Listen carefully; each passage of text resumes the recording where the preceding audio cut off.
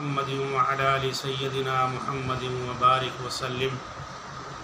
من صام رمضان وإيمانا واحتسابا غفر له ما تقدم من ذنبك قال النبي صلی اللہ علیہ وسلم۔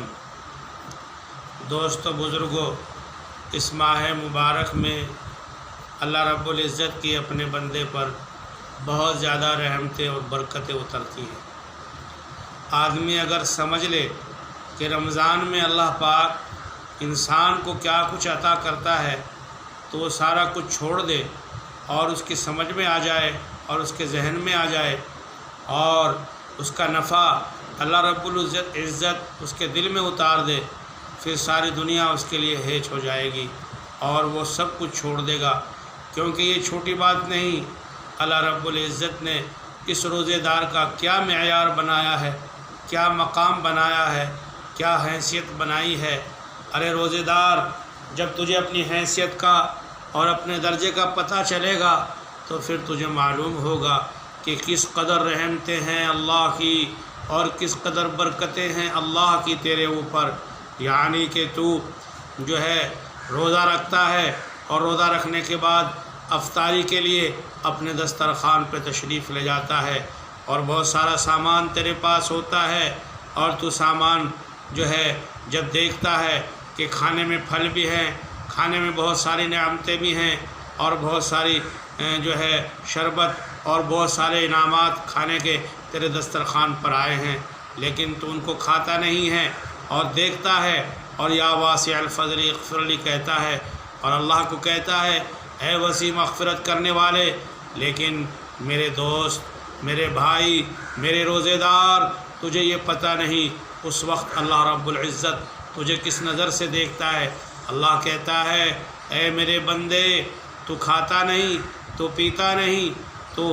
کھانے کو دیکھ رہا ہے حالانکہ تجھے بھوک لگی ہوئی ہے۔ فرشتے کہتے ہیں اللہ، اس تیرے بندے نے کھانے کے لیے سامان تو رکھ لیا مگر یہ کھاتا اس لیے نہیں ہے، یہ پیتا اس لیے نہیں ہے کہ یہ تیرے حکم کا انتظار کر رہا ہے، کب تیرا حکم ہوگا،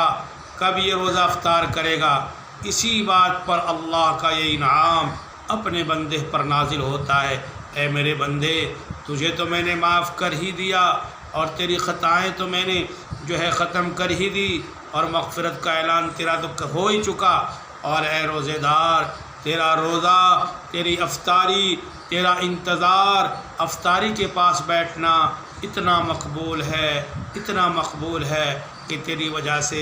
10 لاکھ جہنمیوں کی میں نے مغفرت کر دی ہے اور ان کو آزاد کر دیا ہے، ان کو چھوڑ دیا ہے۔ او بندے،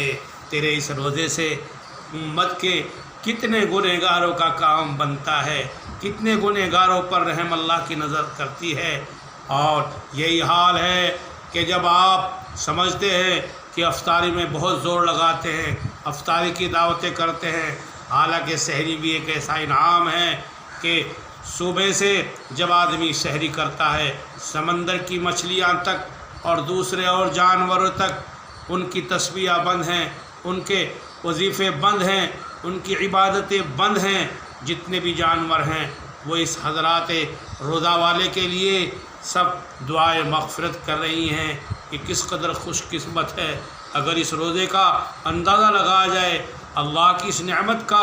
اپنے دل میں کچھ سوچا جائے تو ساری دنیا مل کر بھی اگر اس کی مدد کرے، اسے نفع پہنچائے، اتنا نفع اس کو کبھی نہیں مل سکتا کہ سمندر کی مچھلیاں اس روزے دار کے لیے مغفرت کر رہی ہیں اور اس روزے دار کے لیے جنت میں جانے کی سفارش کر رہی ہیں اور اس کے گناہوں کو معاف کرنے کی معاف کرانے کی اللہ سے التجا کر رہی ہیں۔ یہ کیا انعام اللہ کا اس بندے کے اوپر ہے۔ یہی وجہ ہے کہ ہمارے اکابرین حضرت مولانا شاہ عبد الرحیم صاحب رائے پوری رحمۃ اللہ علیہ کے یہاں جو حالات رمضان ہیں وہ بڑا عجیب ہے۔ اس سے پہلے میں شاہ عبد الرحیم صاحب رائے پوری کا حال بیان کروں، اس کائنات سرور کائنات جناب رسول اللہ صلی اللہ علیہ وسلم کا وہ حال ہے کہ حضرت عائشہ صدیقہ فرماتی ہیں آپ اپنی لنگی کو کس لیتے ہیں اور اس قدر عبادت میں مشغول ہوتے ہیں کہ آپ بستر پر تشریف نہیں لاتے اور آپ کے پیر ورم کر جاتے ہیں، اتنی لمبی نمازیں پڑھتے ہیں، اس قدر عبادتیں کرتے ہیں۔ یہی حال صحابہ کا ہے، یہی حال تمام بزرگان دین کا ہے۔ ہمارے اس قریبی زمانے کے حضرت شاہ عبد الرحیم صاحب رائے پوری، شاہ عبد القادر صاحب رائے پوری، شاہ عبد العزیز صاحب رائے پوری، یہ وہ حضرات ہیں جن کے نام سے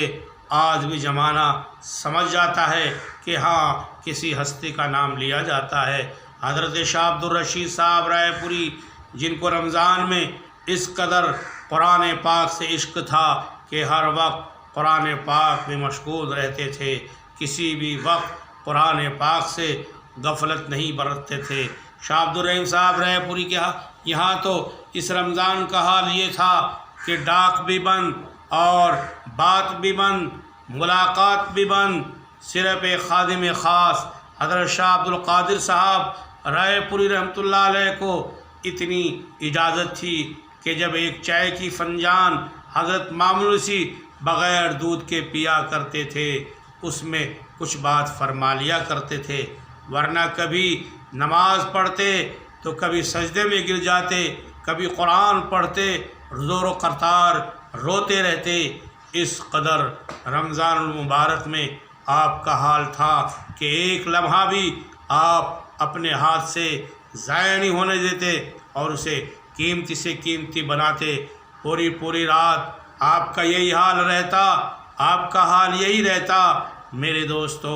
کیا شاہ عبد القادر صاحب کے ہاں حضرت مولانا افتخار صاحب رحمۃ اللہ علیہ کاندھلوی، جو اسی زمانے کے اپنے زمانے کے قطب الارشاد گزرے ہیں، اور کاندھلا کی سر زمین پر یہ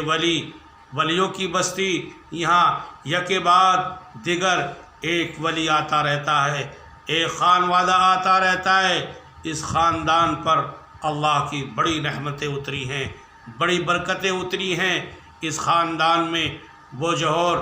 اور وہ بڑے بڑے بزرگان دین، مفتی الہی بخش شاہ کمال الدین صاحب، مفتی مظفر صاحب، مولانا نور الحسن صاحب، مولانا ابو الحسن صاحب، مولانا احتشام صاحب، یہ سب وہ حضرات ہیں جنہوں نے رمضان میں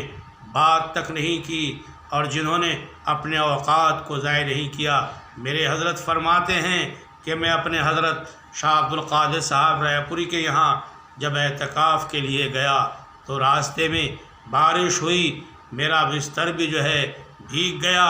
اور بھیٹ اڈے سے تقریباً 15 کلومیٹر پیدل آپ کے سر پہ آپ کا بستر تھا، اور رمضان کو خوشگوار بنانے کے لیے اپنے شیخ شاہ عبد القادر صاحب رائے پوری کی خدمت میں حضرت مولانا افتخار صاحب پیدل جا رہے تھے، اور بارش زوروں پر تھی اور بستر وزن سے لد گیا اور وزنی ہو گیا۔ اسی حال میں آپ اپنی ضرورت کا سامان بھی ساتھ تھا، اپنے حضرت رائے پوری شاہ عبد القادر صاحب کی خدمت میں پہنچے۔ شاہ عبد القادر صاحب کے ہاں جب حاضر ہوئے تو حضرت فرماتے ہیں کہ جب میں نے آپ کو اپنے آمد کی اطلاع دی، حضرت نے جو جملے محبت کے فرمائے، ابھی تک ان کا مزہ، ان کی لذت میرے کو محسوس ہوتی ہے۔ جو شیخ نے شفقتانہ الفاظ مجھے فرمائے تھے، ان الفاظوں کو اس قدر آپ بیان فرمایا کرتے تھے کہ ساری دنیا کی نعمتیں ایک طرف، اور شیخ نے جو شفقتی الفاظ میرے لیے فرمائے تھے، میری تکان بھی دور ہو گئی، اور پھر میں اپنے ذکر و اذکار اور قرآن پاک میں مشغول ہو گیا۔ وہ رائے پور کا زمانہ جس میں مفتی مظفر صاحب کو بھی جو ہے جوتیوں میں جگہ ملی تھی، اس قدر وہاں اعتکاف میں اور اس قدر لوگ ذکر و اذکار میں شاہ عبد القادر کی موجودگی میں حاضر تھے۔ حضرت مولانا علی میاں ابو الحسن صاحب، مولانا منظور نعمانی اور بڑے بڑے اولیاء کاملین، اور شاہ عبد الرحیم صاحب کے اس جگہ پر پھر سے دوبارہ رونق افروز یہ جگہ ہوئی، اور بڑے بڑے اولیاء اللہ نے رات دن یہاں قرآن پاک پڑھ کر اپنے آپ کو اللہ سے محبت اور عشق کا، میرے دوستو، اپنے اوپر ایک والیانہ زندگی گزارنے کا ایک ایسا مسکن بنا لیا، ایسا طریقہ بنا لیا کہ ہر وقت قرآن پاک کا دور، ہر وقت یاد الہی کا دور، کھانے کی طرف کوئی دھیان نہیں۔ کھانا تو حضرت رائے پوری کے یہاں اتنا موٹا چھوٹا ہوتا تھا کہ ایک مکی کی روٹی ہوتی تھی، اور وہ بھی آدھی کچی ہوتی اور آدھی پکی ہوتی، اور اسی پر یہ خانقاہ عاشقین جو ہیں میرے دوستو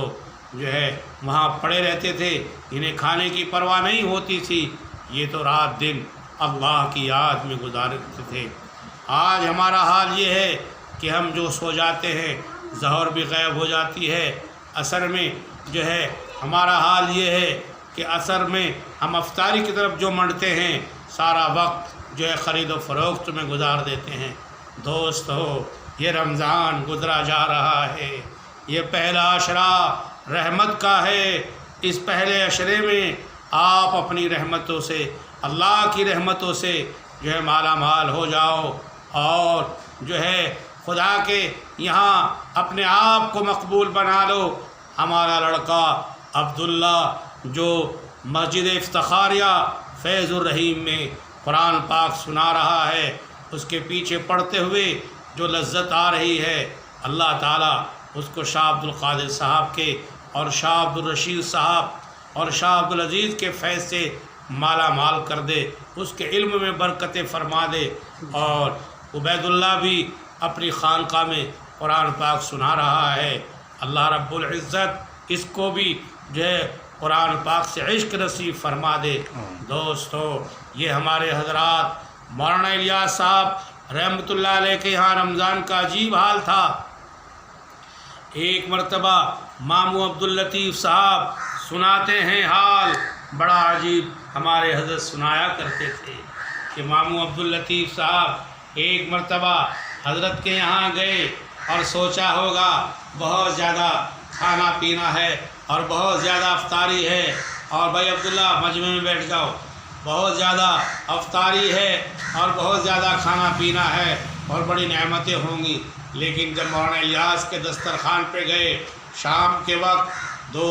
ایک میواتی لڑکا آیا، اس نے دسترخوان بچھایا اور دسترخوان پہ 2-4 گلر رکھ دیے، اور حضرت جو ہے عین وقت افطاری کے آئے، اور ماموں عبداللطیف حیرت میں پڑ گئے، کہاں سیب ہیں، کہاں کیلے ہیں، کہاں لوازمات ہے،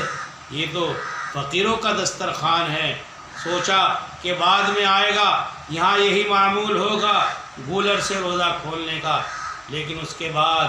جیسے ہی نماز ہوئی، افطاری کے بعد نماز ہوئی، اور نماز کے بعد حضرت مولانا الیاس صاحب اپنی نماز کے بعد نفلوں میں لگ گئے، اور نفلوں کے بعد سوچا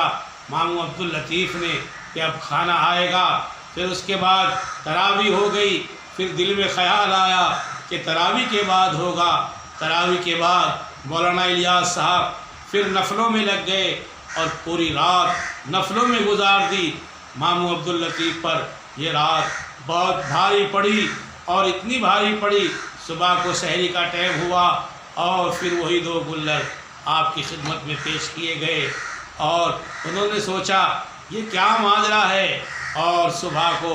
پھر جو ہے وہ تھوڑا آرام بھی کرنے کے لیے اپنے کسی کمرے میں چلے گئے، اور دوپہر کے بعد مولانا الیاس صاحب سے انہوں نے کہا کہ اچھا حضرت میں تو چلتا ہوں۔ انہوں نے سوچا کہ یہاں تو دال گلنی نہیں، یہاں تو حال کچھ ہے ہی نہیں، یہاں تو فاقے چل رہے ہیں۔ اس کے بعد مولانا الیاس صاحب نے کہا نہیں ماموں آج ٹھہر جاؤ۔ آپ ٹھہر گئے اور بہت اصرار کیا،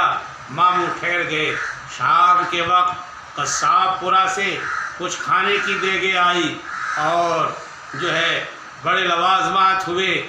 حضرت مولانا الیاس صاحب رحمۃ اللہ علیہ نے